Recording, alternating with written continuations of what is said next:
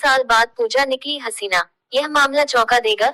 1-2 साल पहले जगवीर ने पूजा समझकर जिससे शादी की, अब उसका असली नाम सामने आ गया है।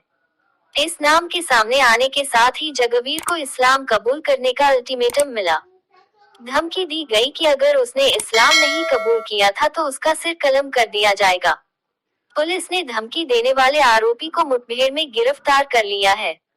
12 साल पहले पूजा की जगवीर से शादी होती है। उसके 2 बच्चे आयुष और शगुन का जन्म होता है। शादी के 12 साल बाद अब जाकर खुलासा होता है कि पूजा तो पूजा नहीं हसीना बानो है। यह अजीबोगरीब मामला अयोध्या के हलकारा का पुरवा का है।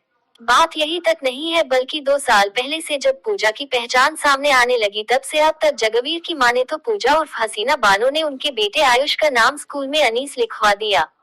इसके साथ ही आयुष का मौका पाकर खतना भी करवा दिया। इसको लेकर जब जगवीर ने विरोध किया तो उसे इस्लाम स्वीकार न करने पर सिर कलम कर देने की धमकियां मिलने लगी।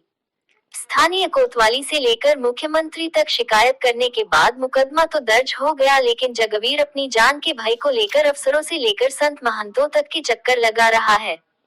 क्या है पूरी कहानी? इस पूरे मामले को समझने के लिए 12 साल पीछे जाना होगा।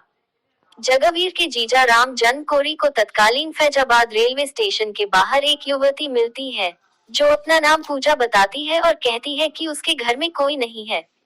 रामचंद उसको लेकर जगवीर के पास आते हैं और पूरा मामला बताते हुए कहते हैं कि निराश्रित है, इससे शादी कर लो, इसे आसरा मिल जाएगा। जगवीर पहले उससे कोर्ट मैरिज करता है और उसके बाद 2012 में उससे हिंदू रीति रिवाज से शादी करता है।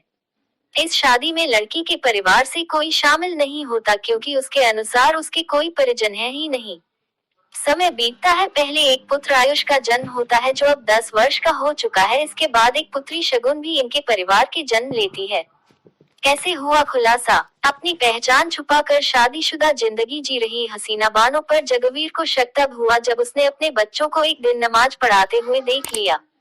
विवाद हुआ तो पत्नी अपने बच्चों को लेकर प्रतापगढ़ चली गई, जहां उसका मायका बताया जाता है। वापस लौटी तो कुछ दिन बाद जगवीर को पता चला कि बेटे आयुष का खतना भी करा दिया गया है। इसके बाद दोनों में विवाद हुआ तो पूजा उर्फ हसीना बानो के माता पिता एक स्थानीय दबंग राजू उर्फ नसीर के साथ उसके घर पहुंचे और मुस्लिम धर्म अपनाने की सलाह दी। इसके बाद से जगवीर पर मुस्लिम धर्म अपनाने नहीं तो सिर कलम करने का दबाव नसीर बनाने लगा।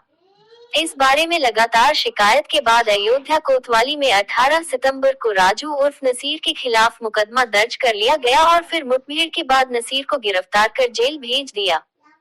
जगवीर को शादी के इतने सालों बाद पूजा उर्फ हसीना बानो से मिले धोखे को लेकर मलाल तो है ही साथ उसे अपने बच्चों की भी फिक्र है और अपनी जान की भी, इसीलिए वह पुलिस अफसरों से लेकर संत महंतों तक के चक्कर लगा रहा है।